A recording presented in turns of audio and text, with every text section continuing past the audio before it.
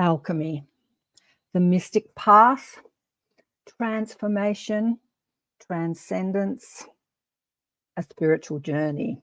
We're going to speak about all that and more, as well as abundance. Forgot to mention abundance today with the wonderful Swain Clayton. Stay tuned.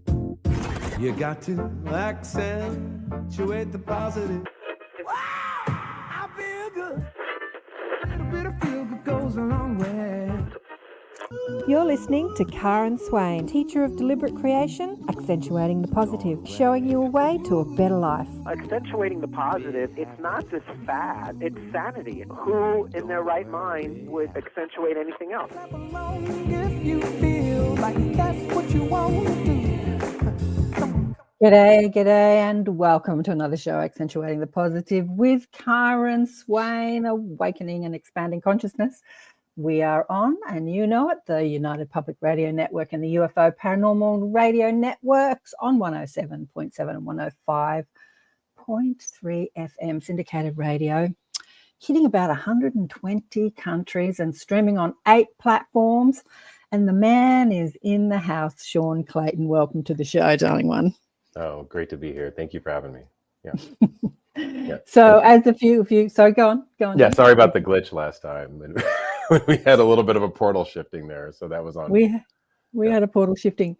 Yeah, as a few of you who were listening a few weeks ago know, I actually Swain helped me realize one of my greatest fears since I went live on this network, which was about a year ago, that someone would not show up and then I'd have to pivot and think about something to say. Mind you, I've got a lot to say. But you know what? When you realize your greatest fear, it wasn't my greatest fear, but it's my greatest fear since I went live on the network. But when you realize that it's not as bad as you think. So thank you, Swain, for helping me. There's always a lesson in every experience, right? So here we helping me overcome that, because it wasn't too bad.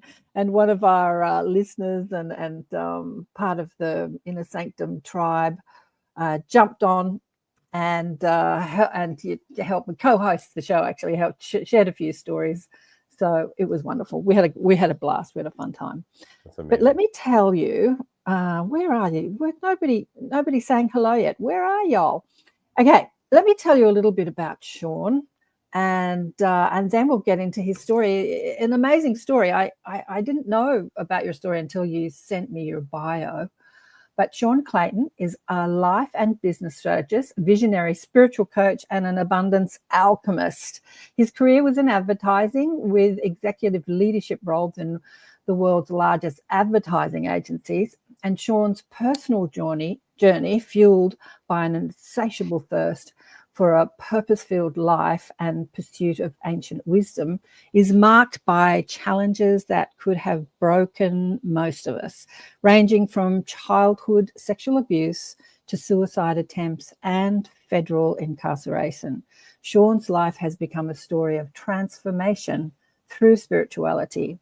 Embracing the past, Swain transformed his traumas into foundations for thriving business, loving relationships, healing family traumas and dynamics, and creating an impactful platform of spiritual wisdom, turning adversity into strength, which is what alchemy is all about, right, Swain? It is, yes. Yeah, very much so. His guiding principle is that we create our life experiences to deepen self-love. And so you've put a pause on your Instagram account at the moment. Is that up at the moment? So I found you on your Instagram. Sorry, go on. I know. It freaked a lot of people out. They're like, "What are you doing and why?" And we could talk about that if you want. That's a whole narrative for individuals. Yeah. I'd like to talk about that. Who's here, Mish? G'day, all. Oh, you sound Aussie. I'd like to talk about that because I found you on your Instagram account and I was just loving what you were doing on there. And as we would discuss when you didn't turn on, the girls and I who are on the chat were talking about your voice. It's like listening to your voice.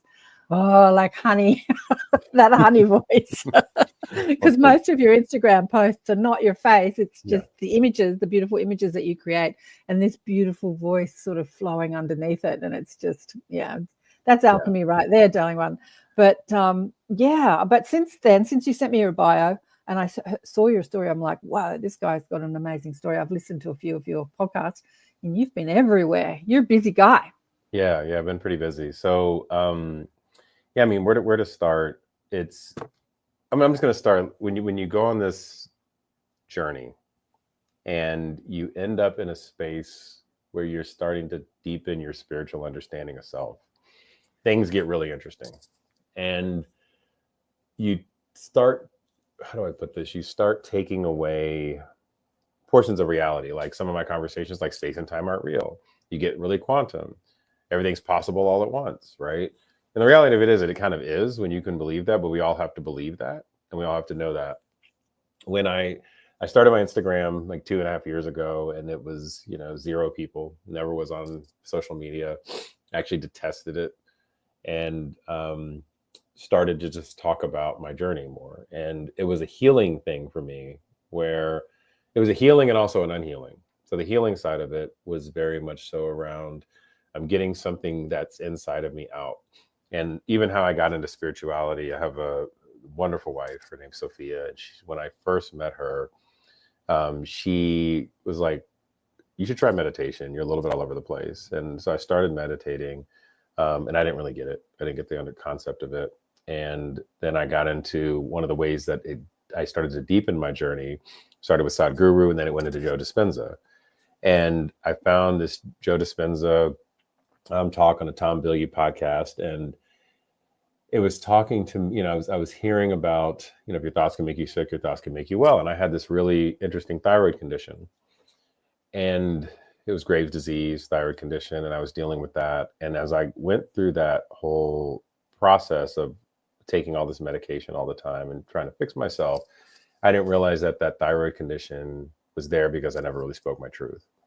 And I didn't really know how to speak my truth. I thought that even like when my father was raising me and whatnot, he would tell me that, you only need to tell people what they need to hear, when they need to hear it. So sometimes omitting or keeping things away, there's that. Also being able to talk about the shame that I had around the sexual abuse growing up, because I was sexually abused and raped between the ages of 9 and 14 years old. Wow. And I saw a bunch of stuff in my family go down that was even, more crazy, like, father being a little bit of a womanizer, my mother, turning to alcohol, like stuff like that would happen. And you lose your identity. And what ends up happening is in order to survive, you lock yourself into this period of time. It's like this little, we can call it inner child work, even though I'm never really been in love with the concept of inner child work. But it's more around like there's this little loop that starts to create your subconscious programming that over time, unless you do several things along the way, those several things, if you don't do them, can create a really big bad monster of self. We wanted to call it a big bad monster, right? And then we judge that monster, and then it gets darker.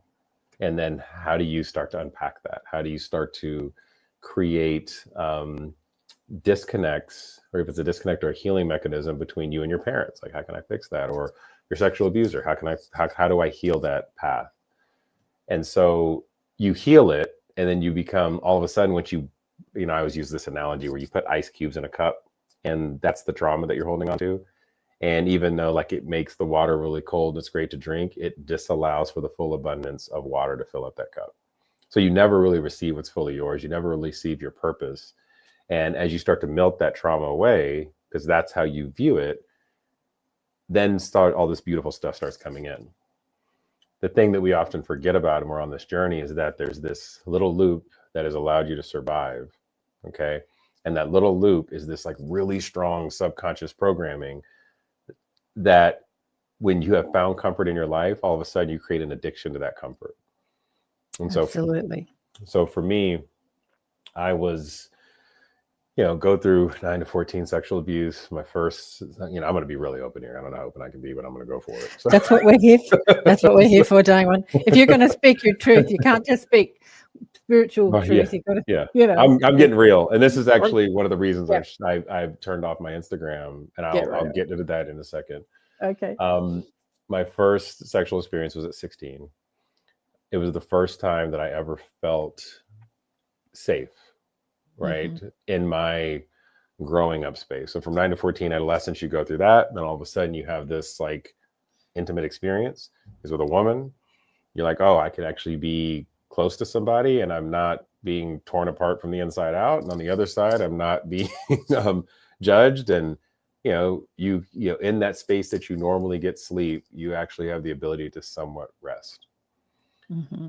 And so then what happens is, well, how did I get that to happen? Well, I said this thing to this person. I did this thing. I showed up this way. I kept repeating that cycle. So whether that relationship stayed together or not, and this has even led to my suicide attempts, whether I stayed in that relationship or not, when that broke, I felt like everything broke. Like, so my first 16, I'm like, oh, I'm going to marry this person. This is awesome. I can create a family. Like, silly stuff that most people probably wouldn't think, right? But some people, like my addiction to that affirmation and that need that I created for myself of being connected with somebody took me down this very specific path. And then I'm like, okay, well, I can get affirmation here. Well, there's one loop that I created. Well, also based on that traumatic pattern of my 9-year-old self, now I also created another pattern of, well, if I do really well in school and the people who are the authority like me, well, there's that too. So let me actually get a little bit deeper. And now I need to do more for the external affirmation of school that turned into work that created a lot of monetary success. So now you've got that. So I've got this woman thing, I've got this school thing, I've got this work thing. And then, okay, well, if I work on myself a very specific way and I can look a certain way or I can fix my body a certain way, well, then there's that. Then you become obsessed with this perfectionism of self, with how to create financial abundance in the world so that now people like you because you can wear the gold chain, right? Or you can wear the nice watch or the ring, right? You could do those things. And so you create that cycle. And it's an empty chase is what I recognize. And so that, I don't know how many times I had to kick my own ass, right, to figure this out. But it took me from 9 to about, 41, 42 years old. And I'm about to be 46 now in the next little bit of time at the end of the month of May. But it took me that period of time for me to figure out that there's something else outside of the way that this illusion works outside of me.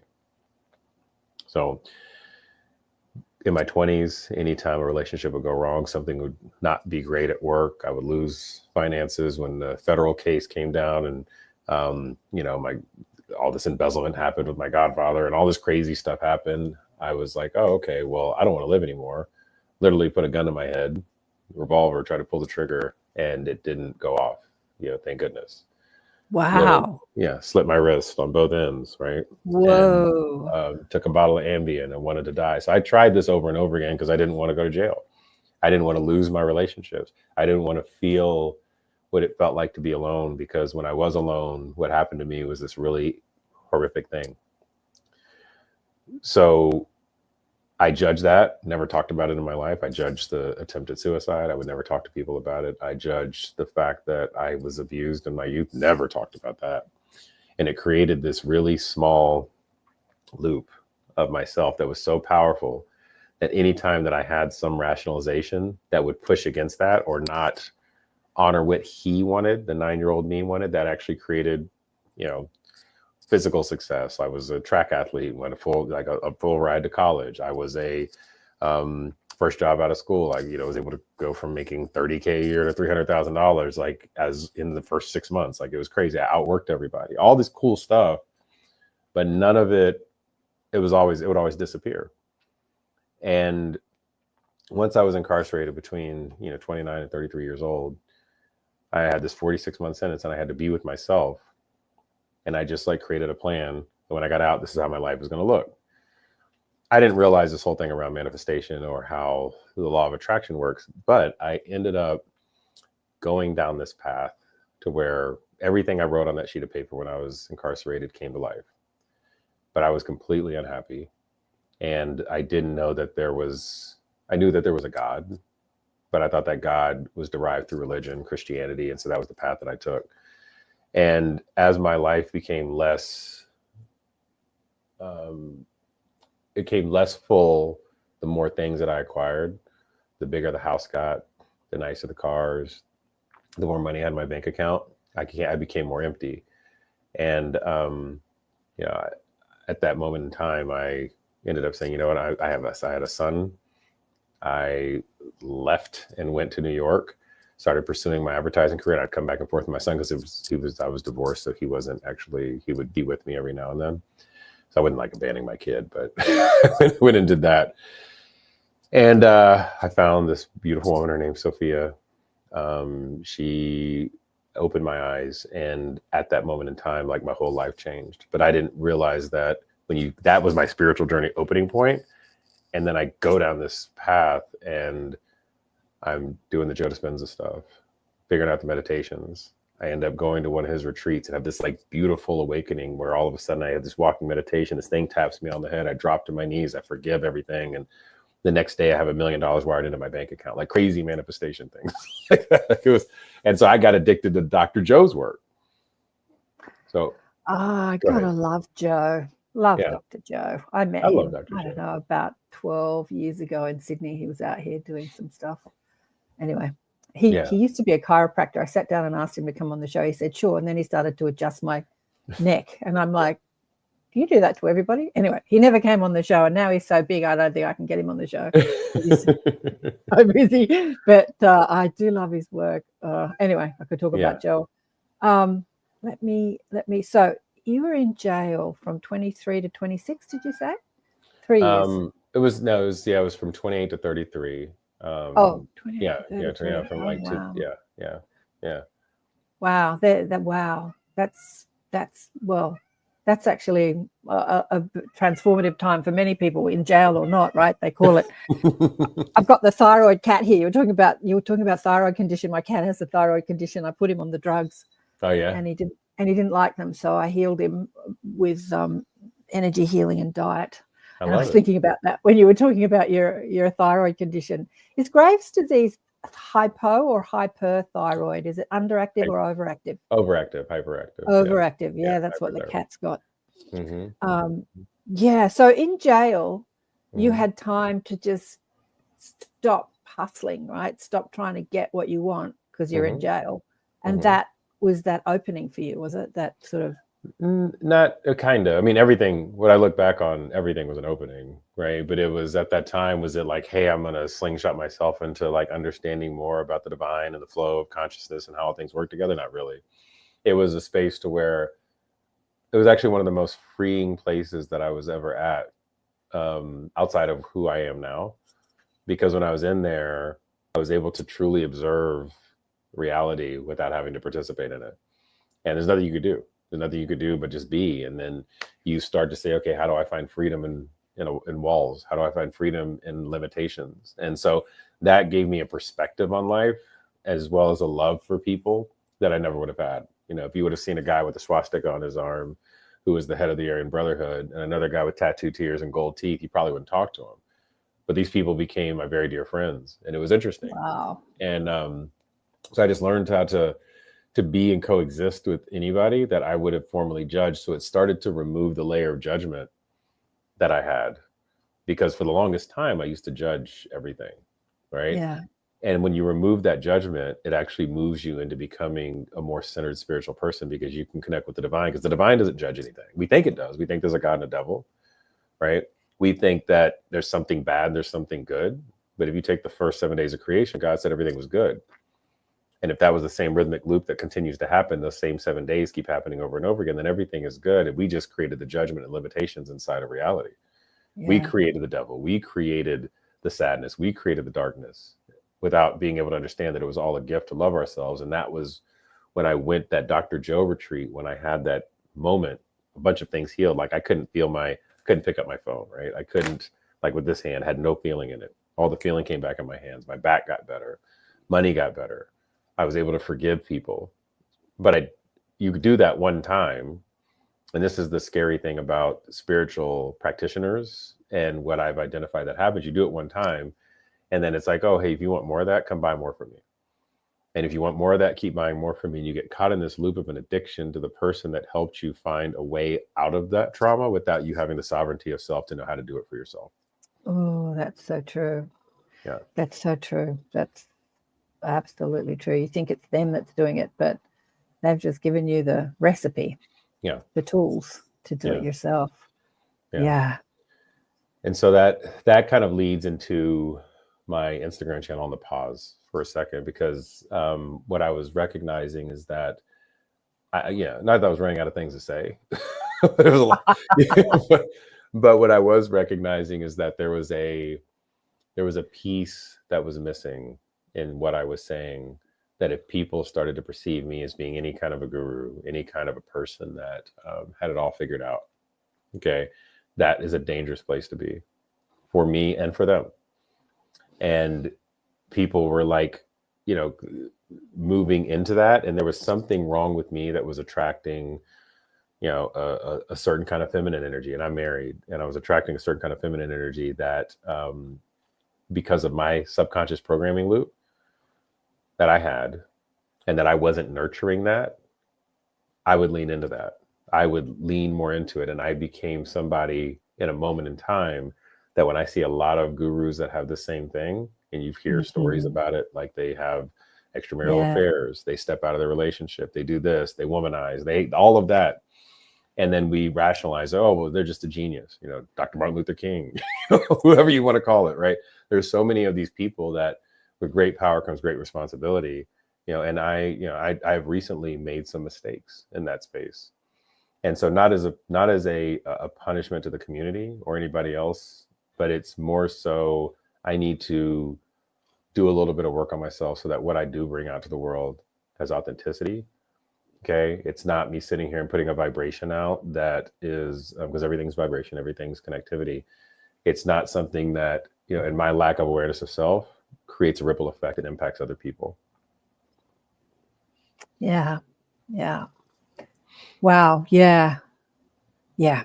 It's huge. I think it's one of the biggest lessons when you become well known for anything that you do, and you get a lot of praise from people, a lot of accolades.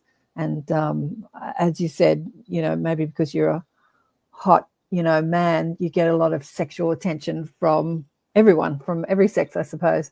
Yeah, it's a real test for the ego, isn't it? Like you start, I've thought about that often, really often. And, this is such a journey, because there's that video of, who's the comedian that was, Eckhart Tolle. He said, I wish everybody could get everything they want. And then they'd realize that that's not where it's at. Like, have all the money in the world, all the fame in the world. I wish everyone could have it, because then when you get everything you want, you realize that that's not what you're looking for. More proof. Got it. What are you saying here, Rolf? I believe him. The angels took John in spirit to the wilderness to reveal. Oh, okay. Got some religious things going on here.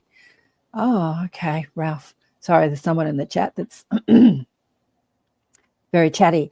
So let me go back to the transformation from dysfunctional teen who's trying to overcome sexual abuse and incarceration to putting yourself out there as a spiritual teacher, advisor, guru, whatever what do you call yourself? Alchemist. I like alchemist. I think that's cool. Spiritual alchemist. Because a lot of the videos that I love that were on your Instagram account, when you put it back up, deal with a lot of mathematics and sacred geometry. And I wonder how knowing about mathematics, because I often see this, like there's a lot of people following people that are really into geometry and mathematics, how that transforms you. Like how does knowing about mathematics and geometry heal a broken heart and sexual abuse? How does that help?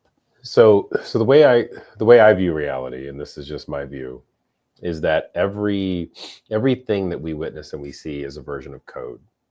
Okay, so you have DNA, the genetic code. You have this code that's inside of you. Everything in the universe is a systematic vibration that, if you look at things like somatics, like a good buddy of mine does the whole somatics thing, it creates a very specific geometry when you put sound to it. One of the beautiful things about what I do is I kind of look at things through the lens of religion, sacred geometry, quantum physics, other esoteric practices, and how all of this merges together into a unified structure. What I teach is that unified structure is a grid that all of this stuff that we talk about fits on top of. and it all has a very specific way of functioning. So when it sits on top of it, like Christianity has a very specific way of functioning, indigenous tribes have a very specific way of functioning.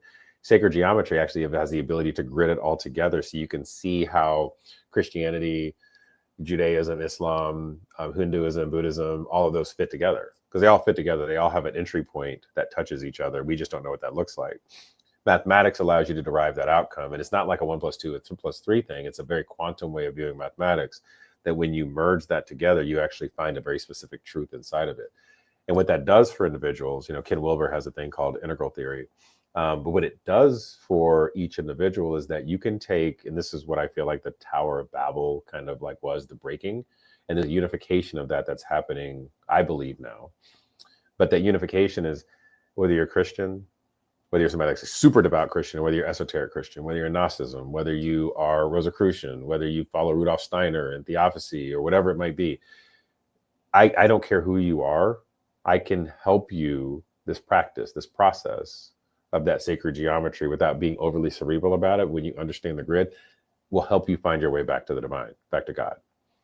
And it doesn't matter who is on that path, because then I could take any poem from Rumi and I can break it down into the gematria, right? And then tell you the exact number of it and what it specifically means and how it's coded to the universe. I can then turn back around and then say, okay, well, this is how it's actually coded to the earth, how it's coded to the universe, and how it's coded to self. And this is how you're actually supposed to intersect with it.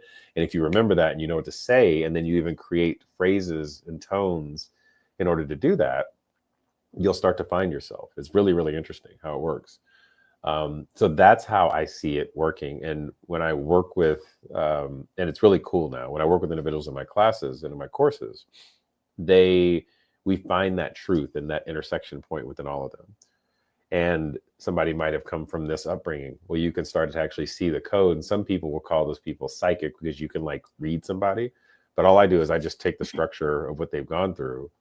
I then merge that with this very specific code. And it's almost like a psychic reading. But the person is like, how do you know that about me? And I'm like, well, this is the code that is pattern that lays over the top of you, is that specific thing.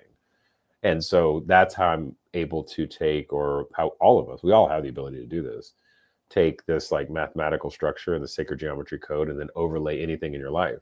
And then, it's all easy to read at that point. Mm. So do you consider yourself psychic?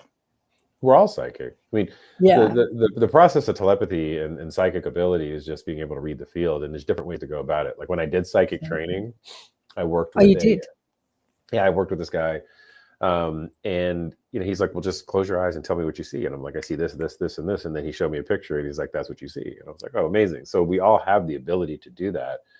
The connectivity is because when we all know that we're made from this vibration at the subatomic layer, literally we are all vacuum fluctuation and this like deeper than a Planck scale of just energy. That energy does not have a disconnect from you all the way across the ocean, right? Yeah. We're all one big thing. We just think that there's this space-time thing. We think that there's this distance thing. We think that there's like, I'm this individual in this world. And when I can truly sink in and create that connectivity, like with myself, then I start to know everything as a reflection of the divine. The issue is, how do you stay in that state? How do you stay here on earth? How do you integrate it? How do you show people the path to do this? Because also with that great power comes great responsibility, and you can hurt people. You can hurt yourself. So yielding that requires such an intensity of stillness. And it's something that I believe there've been some, people along the way that have done a little bit of this, but none of us figure it out all the way. Yeah. But that's what part do of you the think? If I've had this argument with Joe, actually, who runs this network, he said, I used to believe everyone was psychic, but now I don't believe that. Yeah. And maybe because there are different levels of this. But what do you think, if we're all psychic, what do you think stops somebody from experiencing that? Hesitation, number one. Overthinking, number two. Holding on to traumatic patterns, and then judgment. Yeah. Yeah.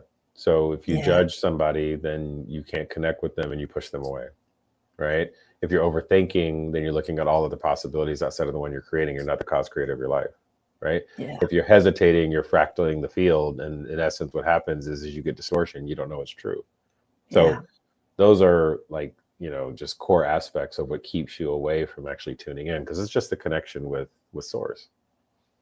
Yeah, I think that the number one judgment issue is the judgment of self. Because I teach this stuff, I teach people how to develop their psychic abilities. And because like you, I reached out in my 30s and started doing energy healing workshops, which were like developing your psychic ability, and didn't think I could do it because I felt like it was like for the gifted people or the crazy people. Like I put it in a box outside of my identity. When I started doing it, I realized I've been doing it all my life. I think we're all like that, right? It's like you realize something that's inside yourself, but that's judgment of self. Like, I can't do this. This is not who I am.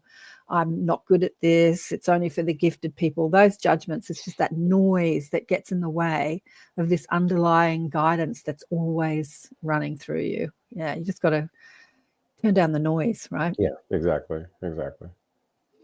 Well, there's some other questions I've got for you, because I wish you. When are you going to turn your Instagram back on? Because I love it. I just no, seriously. You get into some great things. You get into alchemy and geometry and dimensions and reincarnation and all of it.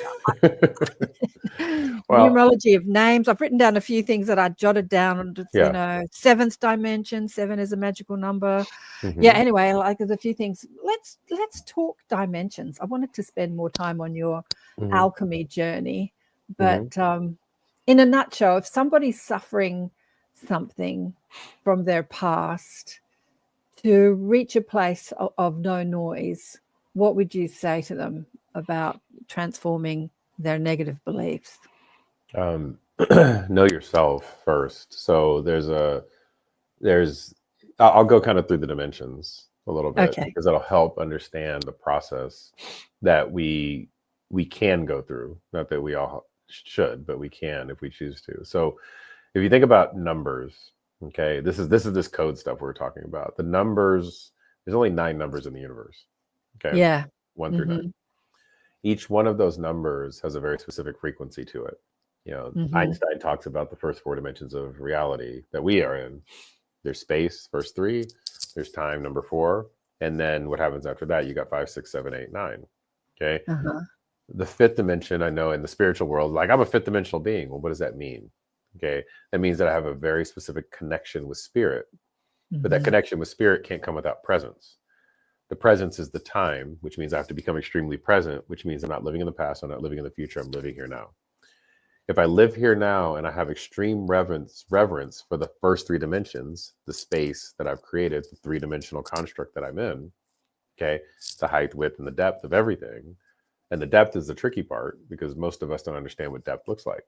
Most of us don't understand what's going on inside of your body. We have a very limited understanding of self. Like, you couldn't tell me right now how fast your heart is beating, like right now. Yeah, exactly. You couldn't tell me how your blood's moving through your body. You can't tell me, what your what is your brain wave state right now? Are you an alpha, theta, beta, or gamma? More than likely, most of us are in like a beta state. Some of us are in alpha, but it depends. So we don't know that, then how do we really know the depth of anything? And if you don't know the depth of anything, it's hard to be present. So when you go into meditation, what ends up happening is you basically kind of like bypass this rational depth and you go into a depth within yourself by becoming still, and then the present starts to arise. And when it starts to arise and you have a direct connection with spirit, which is the 5th dimension. Okay. So if I have a connection with the spirit of 5th dimension, the minute I start judging spirit and what's happening in my life, I disconnect from it. So it's non-judgment, non-righteousness. I see everything as good. I see everything as whole. I see everything as love. I'm no longer judging the sexual abuse that happened to me, right? I'm no longer judging the fact that I was incarcerated, right?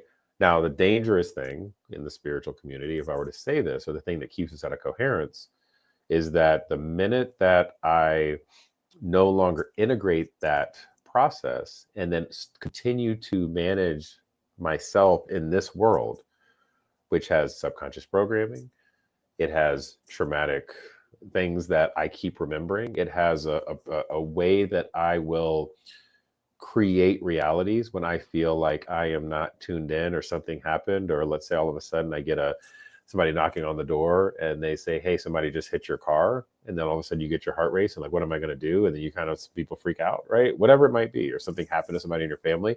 We then drop out of it.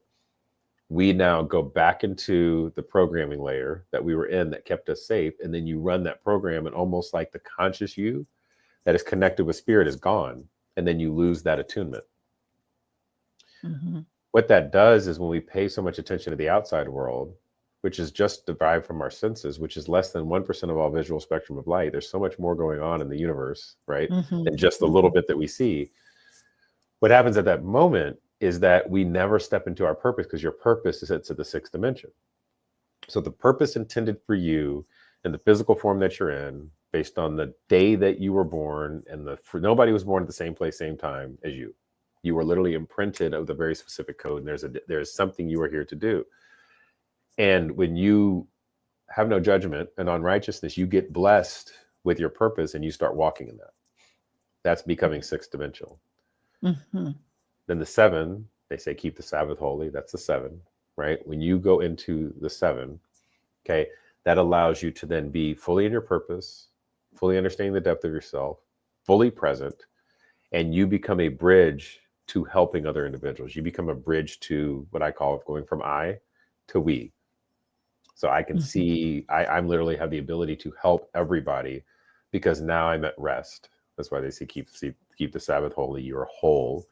And then you rest on the Sabbath, because I no longer have to do anything else but just do what my purpose is.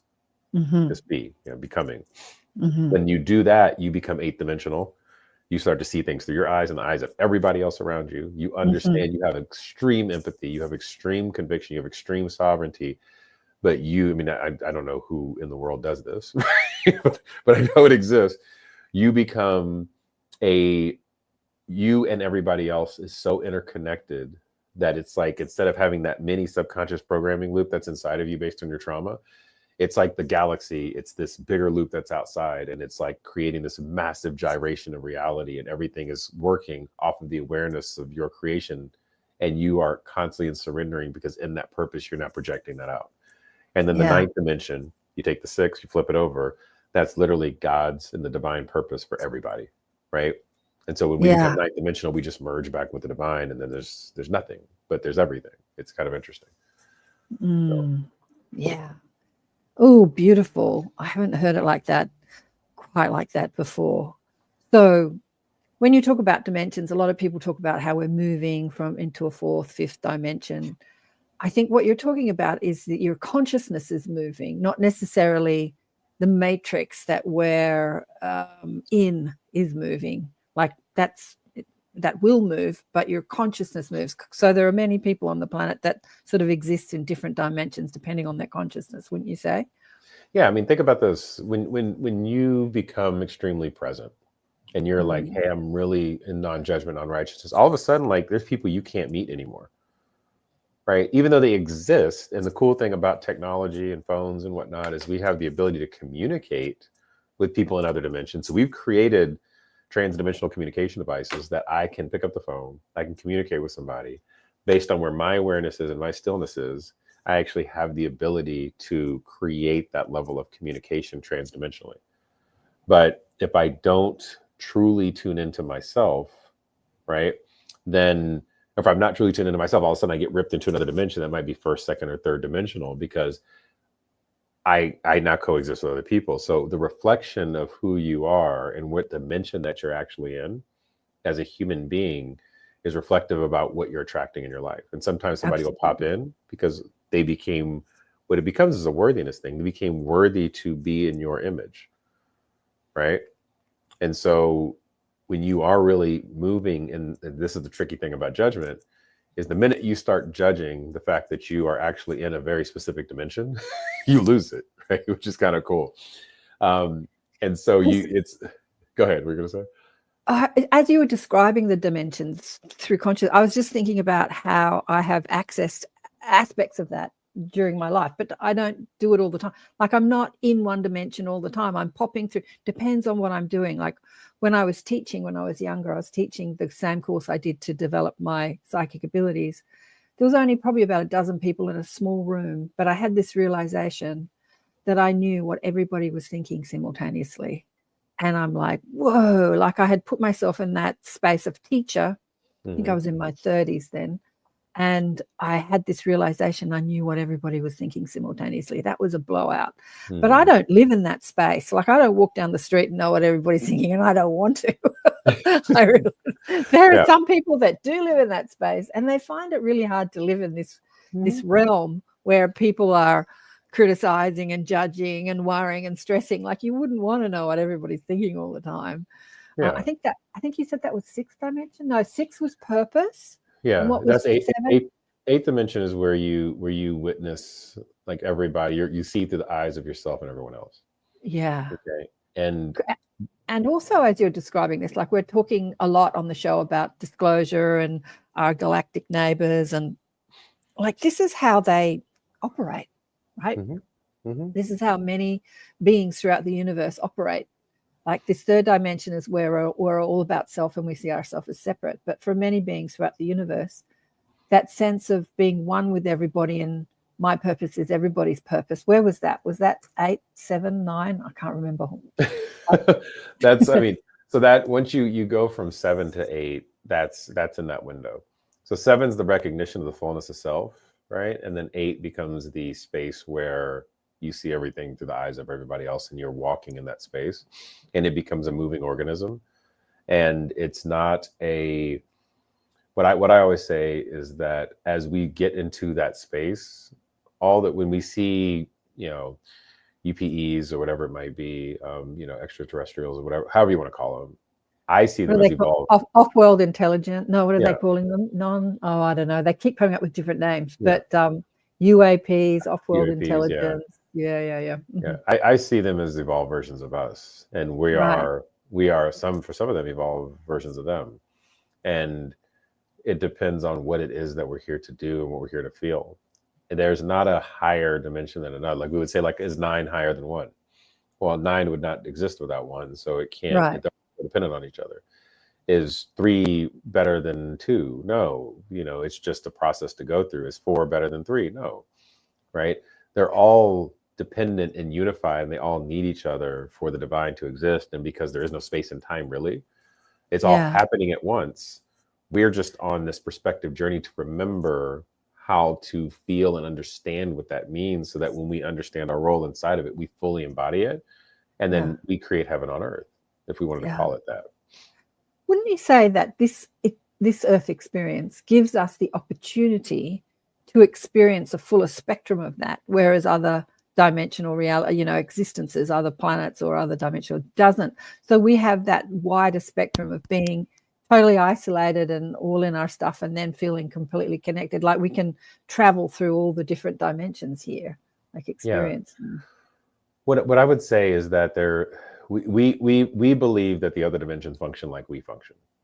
Right. Okay, we believe that they're going to have like, there's a lack or a missing of something if I'm living in some 8th dimensional framework. To me, that doesn't make any sense, because they recognize there's no space or time and everything's happening all at once, and there's a constant surrender into it. So they already know what it feels like to be here, and they've seen it through our eyes and everybody else's eyes, and so they have that unified experience. And so even though we have this individuation that's happening here, there is this thing that, if you are floating in the 7th dimension and you've like created this Sabbath energy and you have this extreme grounding that's there, you're not judging anything else. And so it's not like I want what you have. I don't need to want anything because I no longer judge it. Right. So our way of being as humans is we have this really this way of judging the world, and we think that, okay, well, it's got to be this or that, and if they get there, they're just better than us, or they're not better than us, and they're not having this experience, so ours is really good. And so we have this like framework of way of thinking about it. But whatever it is, this other energy that's there, I don't even want to label it because I don't know how to label it. That other energy they don't even think that way. Like, in order for somebody an entity to exist in a 9th dimensional framework, they're just fully wrapping their arms in an aspect of love around everything, and they're not missing anything. If an entity is living in the 6th dimension, they're just fully walking in their purpose, and they have blinders on, and they're just going because they know exactly what it is to do. They're not hesitating. They're wildly present. Okay. They are no judgment. So if they have no judgment, why would they want anything? Right? They understand the true depth of everything going on inside of them. And they have the ability to heal that because they're so connected with this energy that's coming through, because they're in their purpose, that there is no time anymore. And these entities, or whatever you want to call it, they just live forever. Right? So we just put our context around it, and we think, oh, like that's it. They can't feel like this because they don't have this really tough experience, and they don't have this sloppy love and thing and all this other stuff, and fights and all this other. And we look at it, and if we appreciated it more, we'd be like, this is all a beautiful thing that we're doing in this world. And so, for those of us that live in that space of separation, and then we look at the, other entities that are out there, we are judging them. They're not judging us. Yeah. They're not validating themselves through their relationship or stuff. I was listening to this woman on Gaia TV recently, and I asked her to come on the show. Amazing. She's had all this contact with extraterrestrial beings. And one of the things that struck me is that they don't have stuff. She went to their ship and their planet and their houses, and there's enough full of stuff. They don't have stuff. Down here on Earth, we've got so much stuff. So there's something to be said that as you evolve your consciousness, you're not attached to all the stuff, all the things. It's interesting. No. Even people attached to status in the world, people, my dog, my child, my wife, my job, my marriage. It's just a completely different story. Anyway, I have to do a station ID break. You are listening. Where am I? You're listening to Karen Swain, accentuating the positive on expanding and awakening consciousness on the United Public Radio Network on 107.7 and 105.3 FM syndicated radio all over the place. And my guest today is the alchemist. I'm going to call you the alchemist, Sean Clayton. We haven't even got into abundance. I've got abundant spirituality and consciousness we're going to talk about. So getting back to higher dimensional beings are not so attached to stuff. Like as humans, we see abundance as stuff like money, cars, status, like houses, things like that. How do we reconcile these spiritual principles with that drive to be more abundant, to feel more abundant, to feel richer and get more stuff? We just have to understand what abundance is. So, right. Yeah. And abundance is true receivership, right? And so we as humans have created this process of abundance from this hyper masculinity, of that there's a doing, there's a getting, there's a thing that we're supposed to have. I'm supposed to build up a bunch of stuff, right?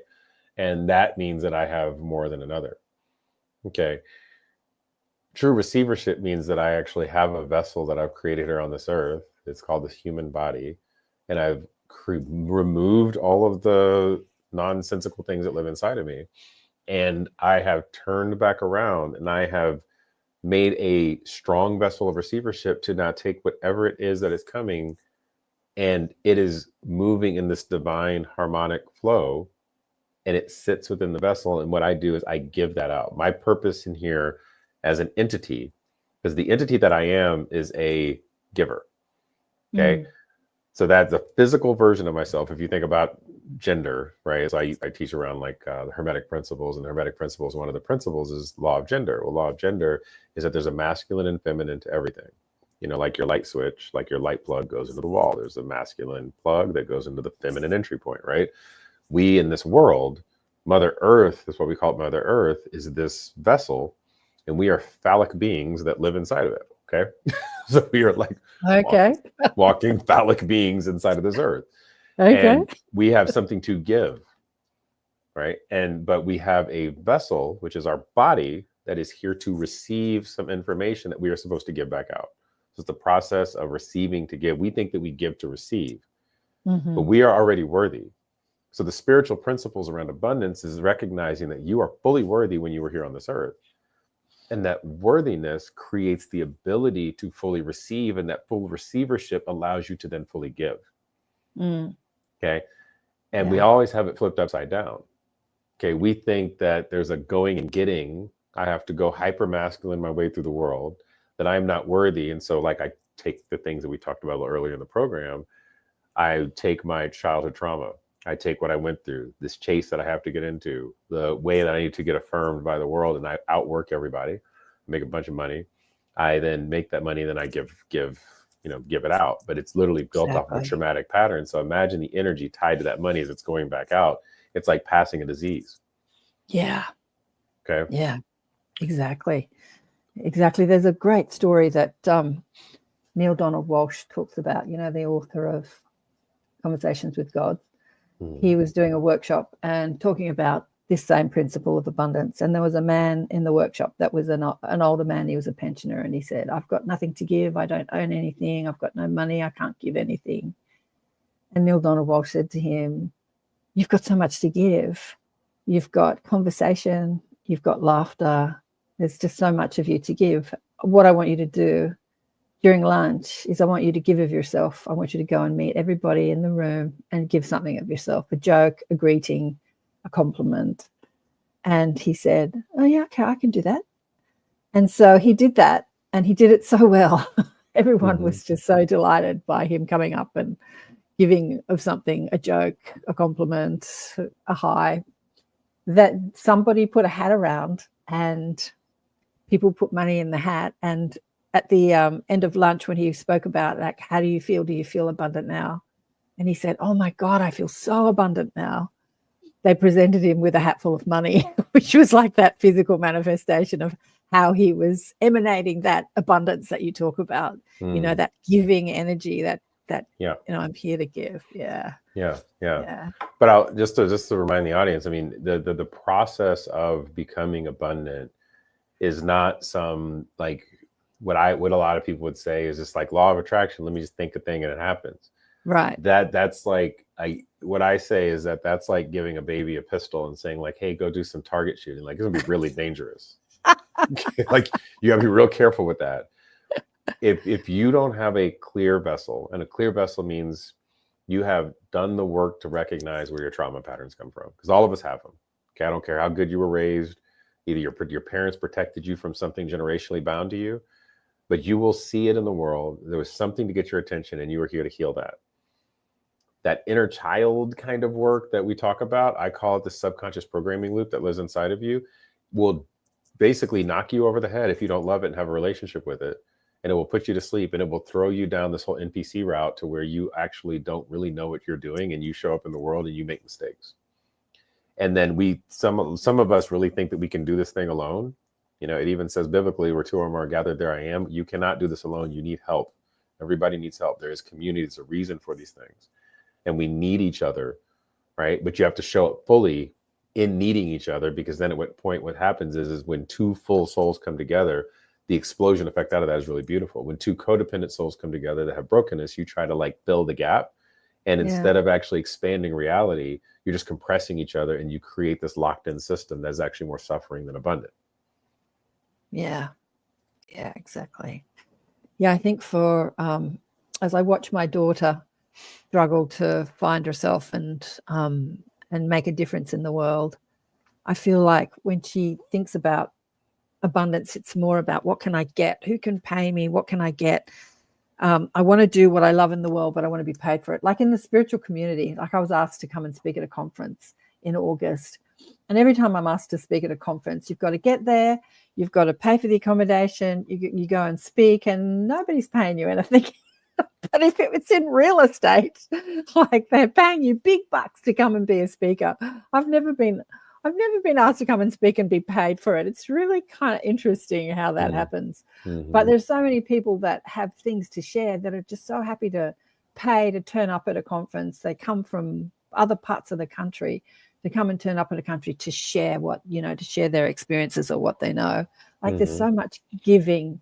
Yeah. What about you, Sean? Do people ask you to come and speak and pay you the big bucks, or are you doing a lot sort of It's a little, because you want to share? It's a little bit of both, and mostly because I want to share. I mean, I've had some opportunities in paid gigs, but it's where I feel like I make a lot of impact is, I have different kind of like tiers of help that I bring people through.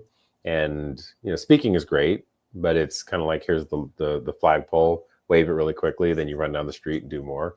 And for me to create a rhythm off of that is sometimes challenging. So it's great to get out there and have those conversations and come up with a new idea. And I'm just a guy that just kind of walks up and just has a concept that randomly drops in and then just start talking about it.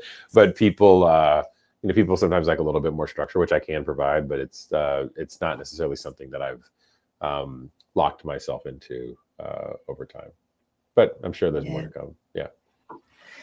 I want to go back to the dimensions and the number 9. Does this dovetail with numerology? When I was younger, I was really into numerology, and everything I looked at, I would break down to a number and then think about the meaning of that number. It did my head in. I had to stop. I had to make myself stop thinking of numbers.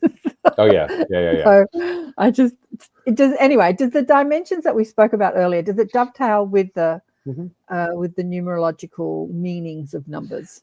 It's kind of, so it's less about the numeral, like there's so many like the numerology meanings of things, like you have so many perspectives on it. Like I think I've found, it's kind of inconsistent.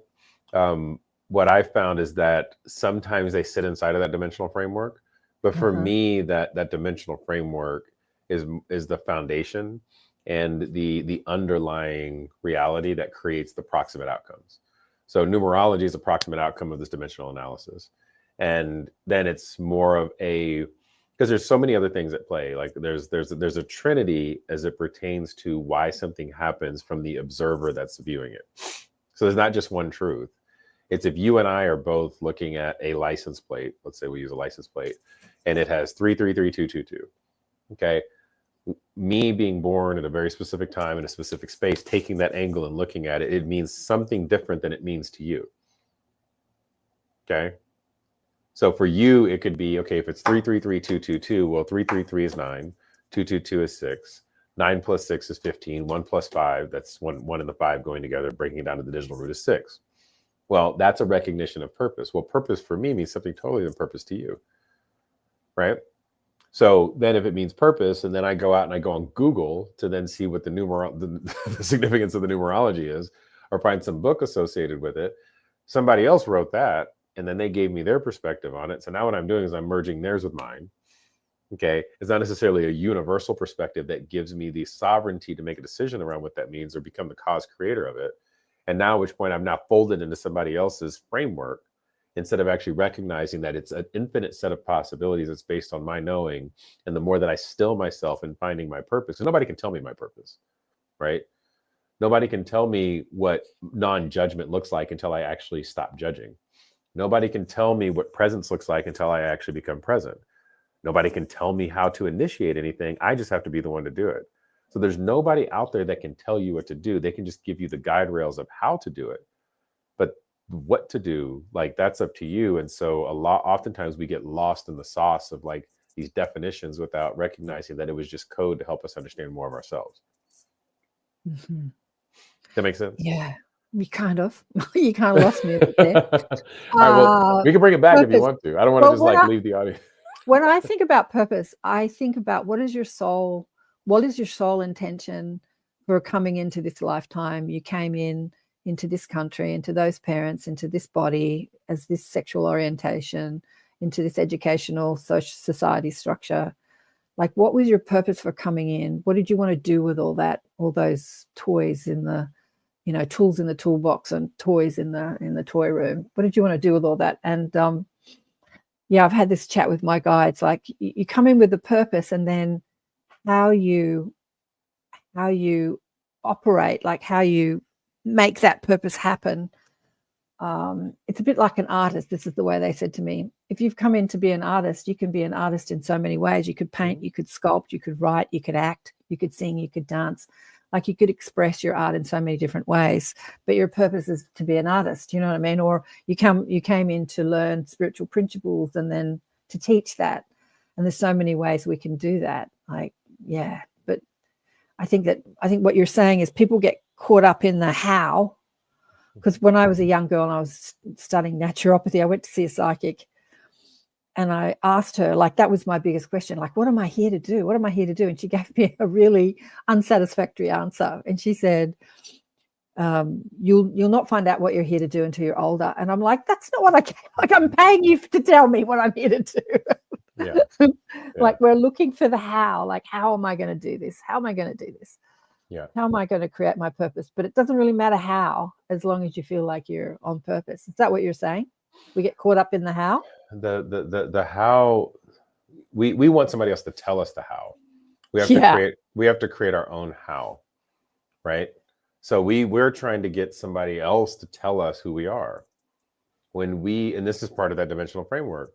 When you know who you are, you know what your purpose is.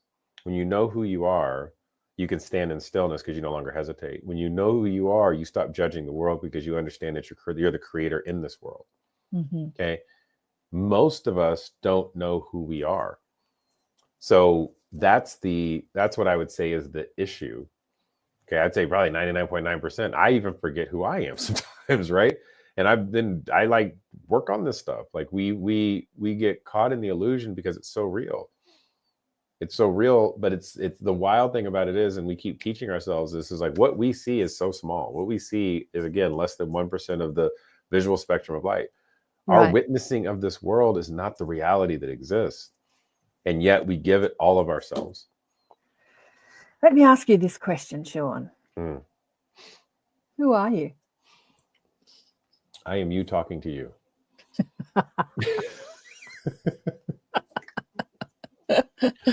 Seriously. And you're me talking to me. Yeah, you look a bit like me. I mean, see that now you're lost in the illusion. Okay. And it's not a trick. It's the thing of it is that when we witness somebody, they are a version of our creation that's here in honor of us and our sovereignty.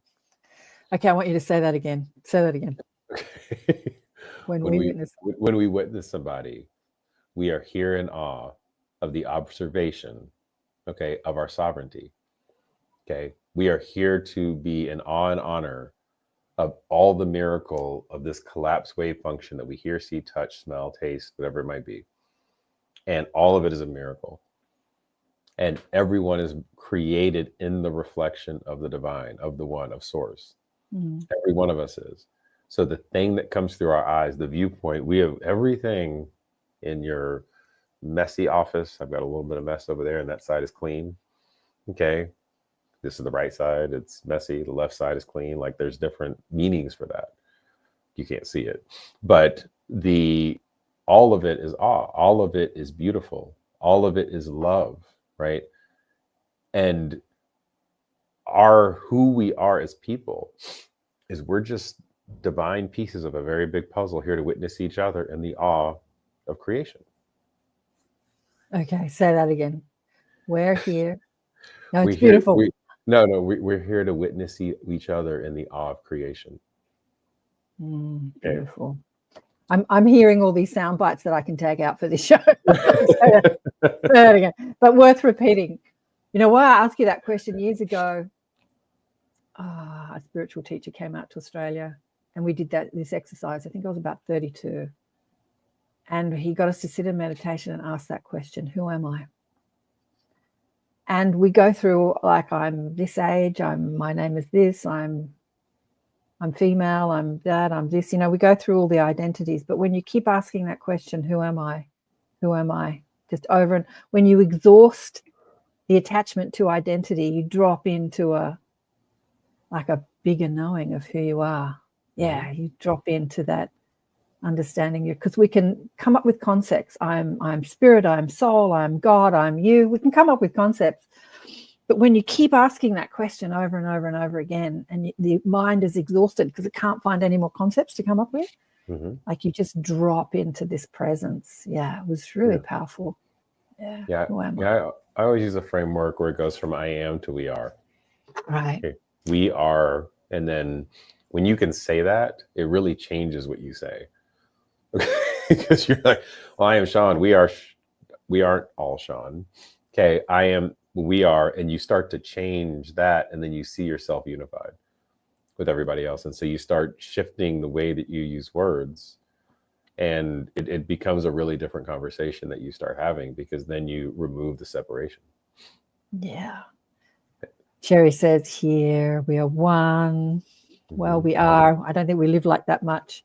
And Susan says here, when my Kundalini opened, I heard everyone you meet is an aspect of yourself. Yeah. You heard that, Susan? Like you heard that when you say you heard that, or you felt that? Yeah. What a beautiful conversation. So how do you live these principles in this world of, it's all very well to sort of understand we are one, I am you, we are source, but somebody cuts you off in traffic, somebody steals your money, somebody has an affair with your wife. Like, how do you live that principle? How would you live it, Sean? I mean, the first thing I always say is, why do we create everything to love yourself more? Okay. When you can see that time is just a reference frame in order to make adjustments to the reality that you live in, you no longer put yourself in a perspective to where you are getting upset in traffic. You're like, oh, well, that person that cut me off actually saved me from an accident. Because then if you were up the road 5 minutes before, you just saw this entire wreck happen. Oh, I got late to work, and then you ended up getting fired, but you found your next beautiful job. Right? Yeah. You take all these things as these moments in time that we judge, because society has told us that the world is supposed to work a very specific way. Right. But so much of that is built off of a trauma pattern. Yeah. And the trauma pattern is just a disharmony in the unified divine way that consciousness works. So when we think about, or we feel, even beyond thoughts, we feel like, hey, like there's this really bad thing that happened. Was it bad? Or is it just my perspective of bad? And not to be a sociopath about it, but it's having perspective enough to zoom out and say, okay, that was actually a really beautiful thing. Now, of course, do I want to show empathy and compassion for those that are feeling like they're suffering? Those that are in this really distorted and discomfort space? Of course, that's where we help people find themselves again. Okay. But it doesn't mean that when I have empathy that I'm supposed to take on the top feeling of emotion. It just means that I am supposed to feel them, recognize where that feeling is body, what is in my body, and then I help alchemize it and I help them find a way. And this is how we become healers of each other. Mm.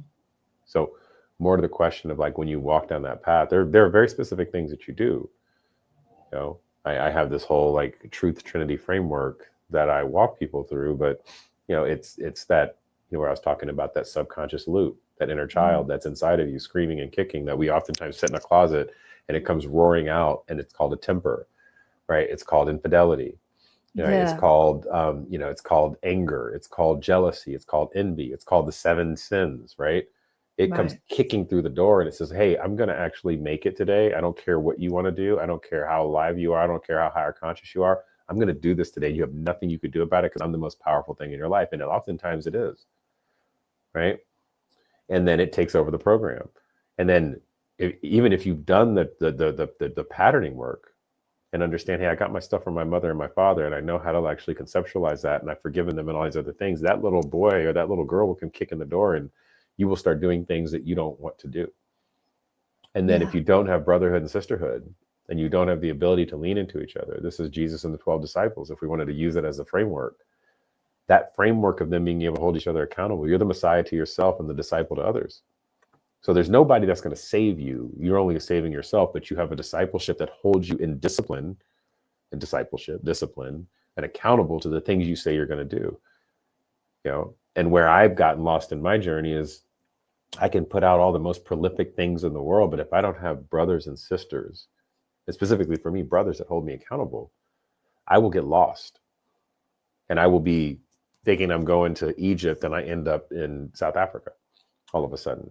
And I'm like, why am I here? This doesn't look like the place that I was going. And it's because I didn't have a co-pilot. I didn't have a set of individuals that bought the ticket with me that are holding me accountable, say, hey, we're going this way. Let's make sure we get there. And I didn't have checkpoints along the route to actually make sure that I was getting there.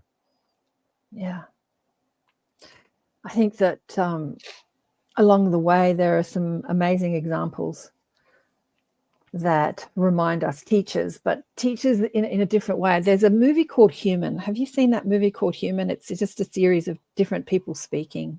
I And haven't. No. there's a black guy who's incarcerated, young man, beautiful young man, for murdering a young woman, and I think her baby. I can't remember if he murdered her baby, but he speaks about everything that we speak about. He said, I never knew what love was. My father beat me, and then I got into gangs and they beat me and I was shot, and I never understood what love was until I met. And he says this woman's name, and I can't remember her name, but the name of the woman was the mother of the woman that he murdered. And she visited him. I can never get through this without crying. She visited him in jail often and became his friend and his mentor. And and he said, she taught me what love was. I never knew what love was. But the woman, the mother of the person that he murdered, it's just like, whoa, right? Like, can we reach that level of oneness and love and understanding that someone could do something so terrible to you, and instead of hating that person, we could reach out to help them and love them. Yeah. When I have to imagine the journey of the mother and her, her reconciling and resilience around that, and being able to look and say, okay, all life is one, and then she can see this person and not in judgment. Like, she could not be judgmental and be standing in front of him. Right. I will say a thing. And so the two things I'll say, I do a lot of justice reform work. And I remember when I went to, I don't know if you've heard of Angola prison before, but I went there and I visited a bunch of men who will never come out of that place, who are on death row, who, a lot of them, have gone through sexual trauma, never talk about it. They're like, the fact that you even talk to me about this in front of me allows me to feel like I can talk about it. A lot of men go through this stuff, and then imagine this: you go through this, and then you have this little person that only knows how to protect themselves by creating some system and some structure that allows them to feel safe. It runs on autopilot. They do it over and over and over and over again, and they all of a sudden something snaps, something bad happens. And if they had the framework of non-judgment, then they could immediately move their way out of it. If they had a way to commune with that inner child or that little subconscious program that's inside of them, they could just like manage that on a daily basis. So one thing that I'm working on for myself is that subconscious program has taken over the game sometimes for me, and has pulled me out of a space of integrity. Now, what I do is I now have a relationship with that program to where every day I talk to it, whatever it is, right? In my dream state, I allow it to actually start to go free and do what it needs to do. And then I get information around that. I use my dreams in order to create my realities. Yeah. And so it becomes free. And now, instead of it being this little program inside of me, it actually has a relationship, and it no longer attempts to run the show because it understands that it actually is honored. Right. And so for any individual that has done these heinous things that we consider heinous, first thing we do is don't judge it. But then two, we have to make sure that we are loving this little part of us. And the person in my life that has shown me just like that same kind of love was somebody that I've hurt the most, was my wife. Right. Okay. Right. Wow. My wife, she saw me when I didn't see myself. She saw that little boy and wanted to protect and nurture him. She saw that version of me that went through the sexual abuse and trauma. Yeah. And she, even in my inability to see the reality that I saw, she's like, I know who you are, and literally pulled me out of the darkness. And sometimes I still fall into it, but she is still there, not a punching bag, but as a guide and an angel that allows me to start seeing that reality. And that is something that, no matter what tomorrow brings, I will honor that in a space of just immense gratitude, because a lot of people don't see those angels in their lives. What's your wife's name again? We've got to honor her. I've heard you speak about her on other podcasts, and I thought, whoa, this woman. What's her name again? Her name is Sophia. Sophia. All hail Sophia. Yeah. Yeah, she sounds amazing. Just amazing. But you attract that sort of person into your life because, you reach a point of being that attractive factor. Everyone's looking for a partner that will love them that deeply, but you had to do the work in order to love yourself that deeply to attract somebody that'll love you that deeply, right? Yeah. I mean, and the thing of it is that the person that is oftentimes standing in front of you is just waiting on you to stop judging them. Right. There might be that person, but they're reflecting your judgment. They're reflecting your pain. They're reflecting your sorrow. So if you want that, like, got the twin flames, the soul connections, all this other stuff, right? If you there's oftentimes we know that that's our person, but we haven't done the work on ourselves. And they're standing literally in front of us saying, please wake up. And for the longest time, Sophia was, please wake up, please wake up. And I had all these patterns and I would lie and I would, all the things. I was afraid to wake up. I was afraid of what it looked like to be vulnerable. And let me ask you, yeah. when you were like that, were you still sort of putting yourself out there as a spiritual teacher, coach? At certain points, yes. I mean, at certain points, I wasn't really putting myself out there. I mean, I'll say, recently I've made mistakes in my marriage, and I have, this is. Go ahead. I just don't feel like that. If we want to help people, we need to be perfect, though. Like I've found, because I've been doing this for a long time, and when I decided I was going to do this, I started from the health, perspective. I was going to be a naturopath, did 5 years full-time study and went, nope, not going to be a naturopath. Anyway, like I just decided I was here to help people. The traumas that I went through, especially in relationship, helped me so much. Yeah. There was a time where my second husband and I had split up, and I decided that I was a failure because I couldn't get my act together to maintain a relationship, so I couldn't help anybody. And that was like the worst depression I've ever felt. Not because my husband left me. I thought it was because my husband left, but because I was judging myself as a failure. I was judging myself that I couldn't do my purpose on earth. Like we talked about purpose, like I'm here to help, kind of like I'm here to help.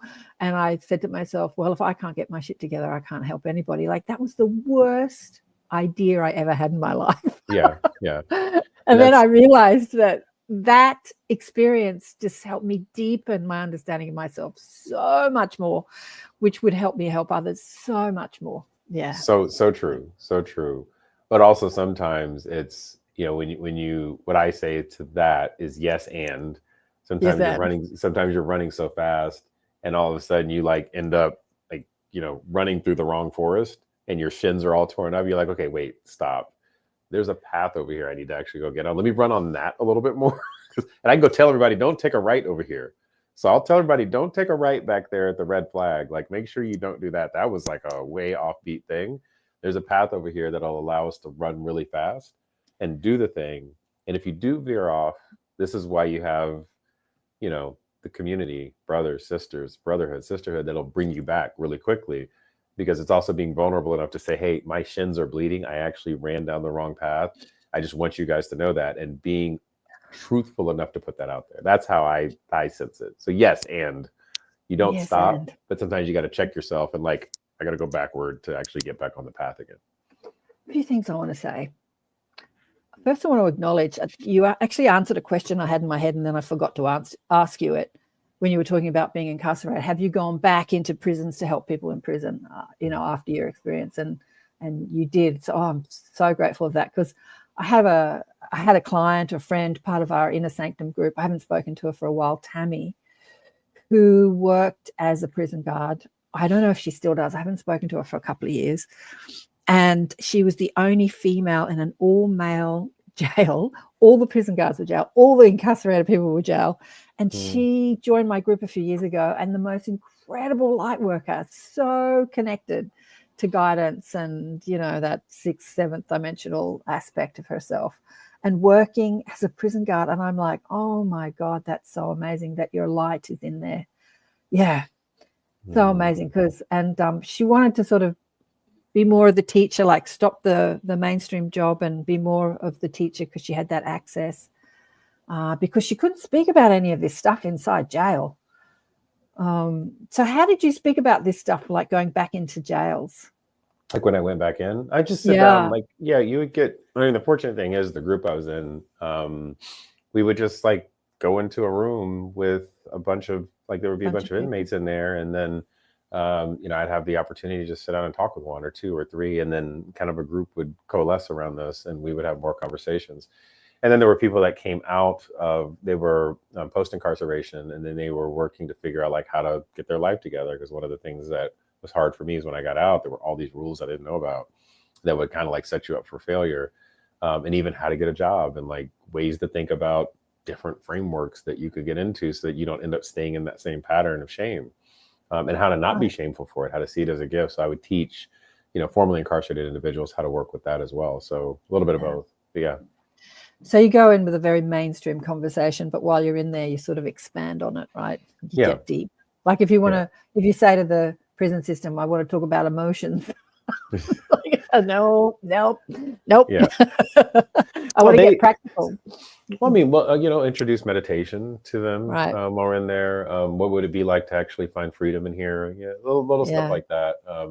A lot of it is post-incarceration work, but when I do have the ability to go inside and work with somebody, it is extremely rewarding and helpful for them. Tammy and I discussed, because as her role as a prison guard, she couldn't really be a counselor in some way. And I said, well, maybe leave your mainstream job and then come back into the prison system as somebody that is like more of a counselor, like change your identity. Anyway, I don't know where she's at. Tammy, tell me, reach out to me. But yeah, amazing light worker. Yeah. That's amazing. I love that. Yeah, beautiful. Maybe I'll put her on to you. And I'm here. Yeah. You're there. I'm here.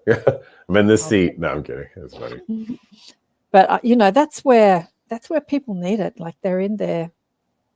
They're in there not because they're evil people, but because they believe they are and they've made some bad decisions. Yeah. And it's with individuals that end up in those spaces, there's a pause that they've had to take in their life. Sometimes it's the rest of their life. We feel like the spaces that we're in are, most of us are in prison in our free space, right? The mind, of a relationship, of a job, and we suffer more than those that are inside of those walls. So many of them in there are free, and we don't even realize it. We think it's this punishment. And I don't wish it on anybody. I just have recognized that you can make a choice every single day to be free. Yeah. You can make a choice to be whole. I met a man in 1995 at an Anthony Robbins gig in Maui, actually, who spoke about being in the Vietnam in a coffin-sized cell. He could sit up. It was about 6 foot long and about 3 foot high. And they took them out every now and then to walk them around the yard. But these people, all these men were in these coffin-sized cells. And I think he was incarcerated like that for around 7 years. And he spoke about finding freedom inside this cell because he had his mind, and they created a Morse code between all the prisoners because they weren't allowed to speak to each other. So they created their own clicking Morse code so they could communicate. Like, God, how creative are we?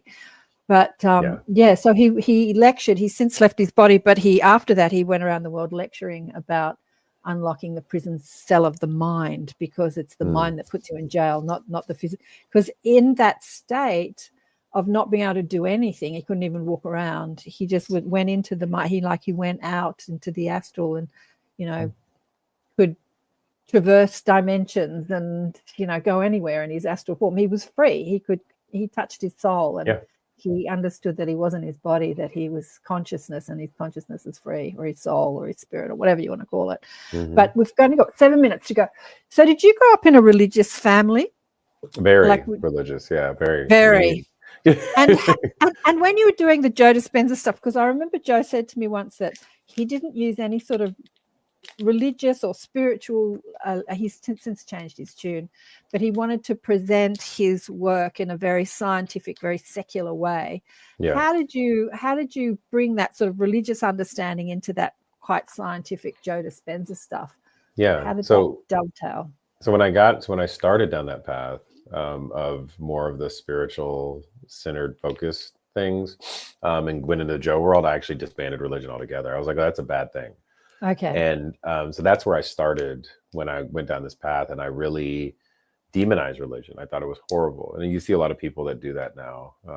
Like I know, there's I don't know if you saw that Billy Carson debate that he had and at one point, and he's just like, religion is, they rewrote the Bible, all this other stuff. All of this stuff we talk about right now, as far as religion is concerned, for me, is just a bunch of code. It's a bunch of code that's giving us examples. And when you can read the code, you can be like, oh, okay, that's what that means. And then you find truth inside of it. Jesus was this magical mystic, right? And so I could take that story of his mysticism and understand what that specifically means from an esoteric perspective. And you see the practices he was doing. And then you could say, okay, this is how you do that again. But everything inside of the religion aspect for me is just code for me to recognize how we can show up in the world today. Okay, what the 7 days of creation are, what the story of Adam and Eve really is, what the story of David is. All of that is specific code. So I just leverage that.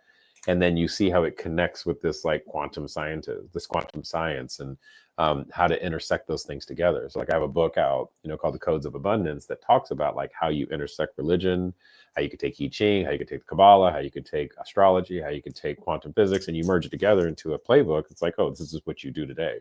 So that's one of the things that was a big shift for me being able to intersect those two, because they're very dependent on each other. They all work together, not non-exclusive. So. Yeah. Oh, I didn't realize you had a book out. The Codes of Abundance is your book. I'm just looking at, because I had uploaded your stuff before. Where are you, Sean? The Codes of Abundance. No, I didn't know you had a book out. It wasn't on your in your bio. Codes of Abundance. Snuck it in there. So you speak about in the book how to sort of reconcile religion, quantum science, spirituality, atheism, you sort of codes, all that stuff. Yeah, I think it all works together. It does. Yeah, absolutely. All right, Dane, we've got 4 minutes to go until we have to end. We haven't had a chatty. Normally we've got much more chatty. There's somebody posting on Rumble a whole lot of streams of passages out of the Bible, which was kind of interesting in the chat. But what do you want to leave people with before we say goodbye? I mean, a lot of us are chasing after this spirituality, right? And there's nothing to chase. It's here with you all the time. No matter, we look at higher and lower aspects of consciousness. It's all one big consciousness. We just need to understand, hey, there's expanded work that I can do. There's more that I can lean into, okay? And that more can only be created from stillness. If you're constantly moving around seeking something, looking for something, you're not still enough for the divine to find you, okay? And so for each of us that's on this journey, there's several principles for us to lean into, okay? You can't do this alone. Where two or more gathered, there I am. So you have to remember that. Being in a state of we, okay, encompassing we, and being careful with your language is important, because you can literally cast these negative self-love things on yourself. Being able to truly understand that there's a subconscious program that is so powerful inside of you, it can create a reality, form a relationship with that. Some people call it inner child work, but what I call it is more so just form a relationship with a subconscious program that was traumatically impacted at some point in your life. And when you can do that, you can do anything. Okay. Beautiful. And when you do this is how we can reshape reality. It's really a beautiful thing. When you talk about your tribe, having a sort of tribe of mentors around you, I have my mob, my guides around me. I actually don't bring my problems to my friends or anything. I ask them. I ask them. So that's my tribe, my spiritual tribe, my non-physical tribe, because they've always got so much better advice than my friends. So much better advice than my friends. I think I spent my whole youth, complaining to my friends about everything, but I never got such great advice. Darling one, it's been an honor and a blessing to have you on the show. I love the work you're doing. I've watched you on quite a few podcasts lately. And we keep talking about your Instagram account. So everyone keeps looking for it, and it's not there. It's I know. It'll be back. You could find me if you could find me currently on YouTube. You'll find some of the Instagram content on there. So I do have a YouTube. It's the same Abundance 10,000. It's not as massive of a thing there. And if you want to find out more about Sean, all his links, his YouTube, Instagram, Twitter, I don't know. I put as many links I could find is on my website, on the page that I make for all my guests on the page, which is a link underneath underneath all the podcasts and audio podcasts and visual podcasts. So if you want to find Sean, just click that link and it'll tell you more about him and all his links. And what time is it? 1 minute to go. Thank you again. Thank you again, Sean. Love your voice. Love what you're doing. Love that you're in the world. Love that you're so authentic. It's been an honor. Thanks a lot. Well, thank you guys. All right. Take care. And thanks to everybody that's been listening. It's been a not very chatty audience today. Thanks, Susan. Yeah, we do have community, she says. Yeah, great show. Thanks a lot. You haven't had too many of the chatty girls online today, but hopefully people will watch this later, and I'll catch you next time. Big love to all of you. Bye for now.